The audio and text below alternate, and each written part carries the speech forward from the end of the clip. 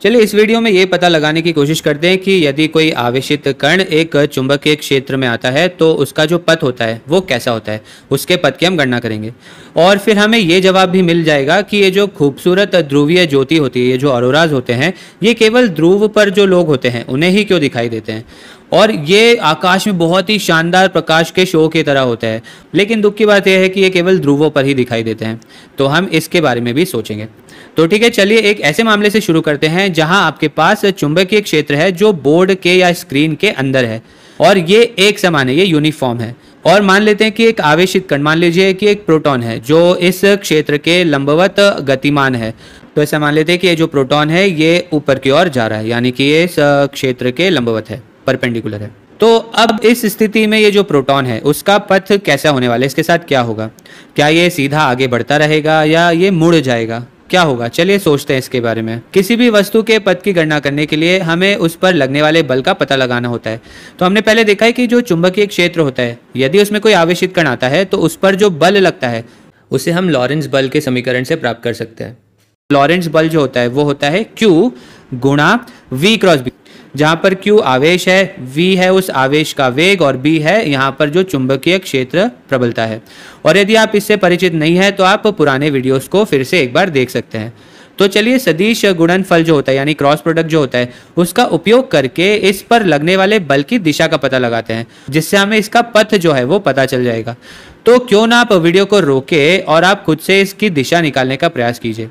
तो याद रखिए, सदिश गुणनफल की गणना करने के लिए आपको दक्षिण हस्त नियम यानी राइट हैंड रूल का उपयोग करना होता है। तो आप राइट हैंड रूल का उपयोग करके यहाँ पर बल की दिशा को निकालिए। तो रोकिए वीडियो को। ठीक है, तो चलिए साथ में करते हैं। तो ये हमारा दाहिना हाथ। अब हमें ये जो हमारी उंगलियां हैं उनको वेग सदिश की दिशा में इंगित करना है, क्योंकि वेग सदिश यहाँ पर हमारा पहला सदिश है। अब दूसरा सदिश है हमारा यहाँ पर चुंबकीय क्षेत्र प्रबलता। अब चुंबकीय क्षेत्र प्रबलता की दिशा स्क्रीन के अंदर है, तो अब हमें अपनी उंगलियों को कुछ इस प्रकार से मोड़ना है कि ये चुंबकीय क्षेत्र प्रबलता की दिशा में मुड़ जाए, यानी कि स्क्रीन के अंदर की तरफ मोड़ना है इन्हें।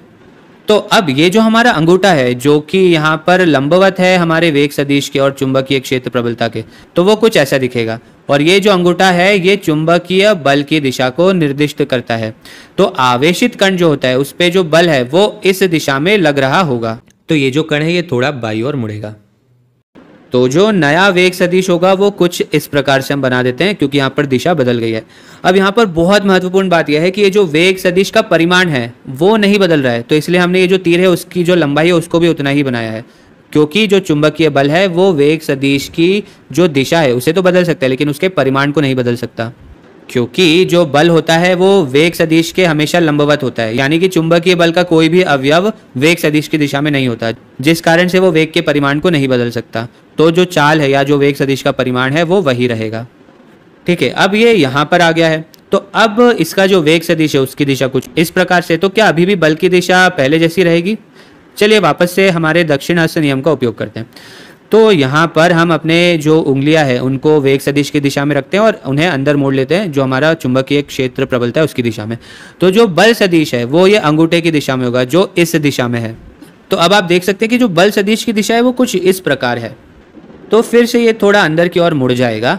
अब यहाँ पर ये वेग सदिश की दिशा होगी। तो अगर हम फिर से यहाँ पर बल की दिशा निकालेंगे तो आप देखेंगे कि ये जो बल है वो हमेशा किसी एक बिंदु की तरफ अंदर की ओर इंगित कर रहा है। तो इस बिंदु को हम केंद्र भी कह सकते हैं। तो परिणाम स्वरूप ये जो आवेशित कण है ये एक वृत्ताकार पथ में आगे बढ़ेगा। तो ये जो लॉरेंट्ज बल है वो इस कण के लिए एक अभिकेंद्र बल के रूप में काम करेगा।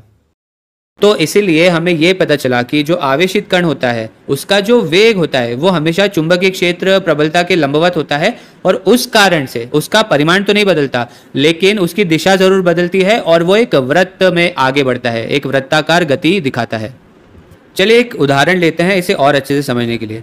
तो मान लीजिए कि ये जो चुंबकीय क्षेत्र प्रबलता है इसकी दिशा दाईं ओर है कुछ इस प्रकार, और हमारे पास एक प्रोटॉन है जिसका वेग सदिश नीचे की ओर इंगित है। तो ये रहा हमारा वेग सदिश। अब यहाँ पर फिर से चुंबकीय क्षेत्र प्रबलता और वेग सदिश के बीच का कोण 90 डिग्री है, दोनों एक दूसरे के लंबवत है। तो हम चाहते हैं कि आप यहाँ पर दक्षिण हस्त नियम का उपयोग करके बल की दिशा को निकालें। तो वीडियो को रोकिए और इसे निकालने का प्रयास कीजिए। ठीक है, आशा है आपने कोशिश की होगी। और वैसे ये यहाँ पर एक त्रिविमीय स्थिति होने वाली, एक 3D स्थिति होने वाली है। इसे समझने के लिए हमें 3 डायमेंशन में सोचना होगा। तो हम फिर से अपने दाहिने हाथ का उपयोग करते हैं और हमारी जो ये चारों उंगलियां हैं उन्हें वेग सदिश की दिशा में रख देते हैं और फिर हम इन्हें कुछ इस प्रकार से मोड़ते हैं कि ये चुंबकीय क्षेत्र प्रबलता की दिशा में मुड़ जाए। तो अब जो हमारा अंगूठा है वो स्क्रीन से बाहर की ओर इंगित कर रहा है और इसलिए हमारा जो बल है वो स्क्रीन से बाहर की ओर आ रहा है। तो इस प्रकार से आप बल सदिश की दिशा को निकाल सकते हैं। और बल की दिशा ऐसी है इस वजह से ये आवेश अभी भी जो है एक वृत्त में ही आगे बढ़ेगा। यहाँ पर आपको ये त्रिविमीय रूप से सोचना होगा क्योंकि अब ये जो वृत्त बनेगा इसका जो केंद्र होगा वो अब स्क्रीन के कहीं बाहर बन रहा होगा क्योंकि एक ये त्रिविमीय स्थिति है, ये स्क्रीन से बाहर आकर अंदर जाएगा ये जो हमारा आवेश होगा। तो ये फिर से इस प्रकार से एक वृत्ताकार पथ पर आगे बढ़ेगा। ठीक है, अब हम और व्यापक स्थिति को देखते हैं, एक और जनरल स्थिति देखते हैं। अब यहाँ पर मान लीजिए कि ये जो चुंबकीय क्षेत्र प्रबलता है और जो प्रोटॉन है उसका जो वेग है वो दोनों एक दूसरे के लंबवत नहीं है, यानी कि 90 डिग्री पर नहीं है, ये किसी और कोण पर है। मान लीजिए 90 डिग्री के अलावा किसी और कोण पर है। तो अब क्या होगा, अब हम कैसे इसकी दिशा का पता लगाएंगे, चलिए सोचते हैं इस बारे में। तो अब इस मामले में जो हम करना पसंद करते हैं वो ये है कि हम इस वेग सदिश के जो दोनों अवयव होते हैं उन्हें यहाँ पर बना लेते हैं, मतलब ये वेग सदिश को उनके अवयव में तोड़ लेते हैं। तो एक होगा आपका ऊर्ध्वाधर अवयव और एक होगा आपका क्षैतिज अवयव। तो एक अवयव इस चुंबकीय क्षेत्र के समानांतर है और एक अवयव इस चुंबकीय क्षेत्र सदिश के लंबवत है, परपेंडिकुलर है। तो अब हमें ये जो लंबवत अवयव है इसके लिए तो पता है कि पथ कैसा होगा, ये कुछ वृत्ताकार पथ होगा। लेकिन अब ये जो समानांतर अवयव हमारे पास एक है उसके लिए यहाँ पर ये जो गति होगी वो किस प्रकार की होगी, चलिए उसे सोचते हैं। तो फिर से हम पहले यहाँ पर बल की दिशा निकालेंगे और उसका उपयोग करके हम यहाँ पर पथ के बारे में सोचेंगे। फिर से आप वीडियो को रोककर खुद से प्रयास कीजिए। ठीक है, चलिए साथ में करते हैं। अब ध्यान दीजिए, यहाँ पर ये सदिश गुणनफल है और हमें पता है कि अगर सदिश समानांतर होते हैं या प्रति समानांतर या एंटी पैरेलल होते हैं तो जो सदिश गुणनफल आता है वो शून्य आता है क्योंकि साइन 0 डिग्री या साइन 180 डिग्री शून्य होता है। तो यदि इस प्रकार की स्थिति है तो ये जो चुंबकीय क्षेत्र है वो कोई भी बल नहीं लगाएगा, वो अप्रभावित रहेगा। तो ये जो अवयव है, ये वाला जो कंपोनेंट है वेग का, वो उसी तरह से रहेगा, उसमें कोई बदलाव नहीं आएगा। तो ये कंपोनेंट जो है, ये अवयव उसे वृत्त में घुमाएगा और ये कंपोनेंट, ये अवयव जो है वो उसे सीधा आगे लेके जाएगा जैसे ये पहले जा रहा था। हाँ, हालांकि ये विपरीत दिशा में आगे बढ़ रहा है, ये ध्यान दीजिएगा।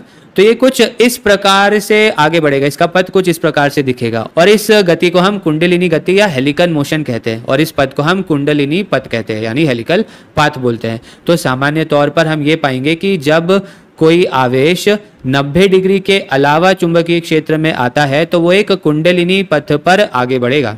और हाँ, यदि वो 0 डिग्री या 180 डिग्री पर आता है तो वो उसका पाथ जो है वो नहीं बदलेगा। तो अगर हम व्यापक स्थिति की बात करें तो जो आवेश होता है वो एक कुंडलिनी पथ पर आगे बढ़ता है। अब यहाँ पर ध्यान से देखिए, जो चुंबकीय क्षेत्र प्रबलता है ये इस हेलिकल पाथ के लिए एक अक्ष का काम करे। तो ये जो हेलिकल पाथ का अक्ष है वो ये चुंबकीय क्षेत्र प्रबलता की दिशा में है। चलिए एक और उदाहरण करते हैं। तो मान लीजिए कि अब आपके पास जो चुंबकीय क्षेत्र है वो कुछ इस प्रकार से है, इस दिशा में है और इस बार एक इलेक्ट्रॉन है वो कुछ इस दिशा में, किसी यादृच्छिक दिशा में इस चुंबकीय क्षेत्र में प्रवेश करता है, इसके अंदर आता है।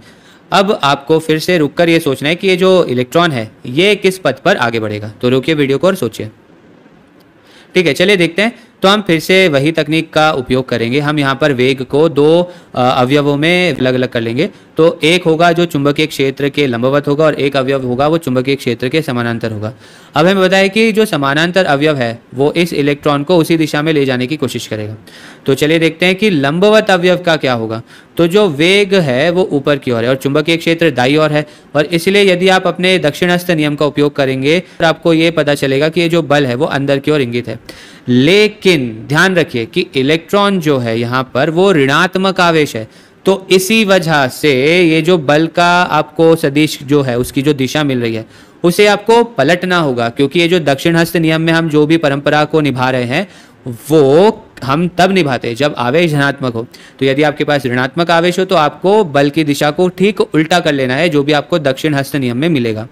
तो इसका मतलब है कि बल जो है वो स्क्रीन से बाहर की ओर निकल रहा होगा, और इसीलिए ये जो वृत्त होगा उसका केंद्र भी स्क्रीन से बाहर की ओर होगा, और परिणाम स्वरूप ये जो इलेक्ट्रॉन है ये कुछ इस प्रकार से गति करेगा, कुछ इस प्रकार से आगे बढ़ेगा। और यदि हम दोनों पथों को जोड़ ले तो हमें यहाँ पर कुंडलिनी पथ मिल जाएगा। तो ये एक वापस से हेलिकल पाथ हमें यहाँ पर मिल गया है। तो अब ये देखते हैं कि ये जो ध्रुवीय ज्योति होती है, जो ऑरोराज होते हैं, ये केवल ध्रुवों पर ही देखने को क्यों मिलते हैं। तो इसे समझने के लिए हमें जो पृथ्वी की चुंबकीय रेखाएं हैं उनके बारे में थोड़ा समझना होगा।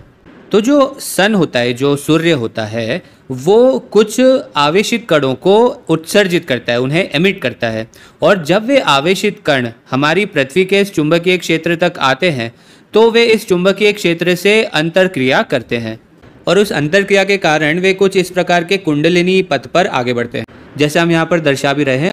तो इस प्रकार से जो आवेशित कण होते हैं वे ध्रुवों से वायुमंडल में प्रवेश करते हैं। वायुमंडल में प्रवेश करने के बाद ये जो आवेशित कण होते हैं ये वायुमंडल में मौजूद कणों से अंतरक्रिया करते हैं और इस प्रकार की जो रोशनी है उसे उत्पन्न करते हैं।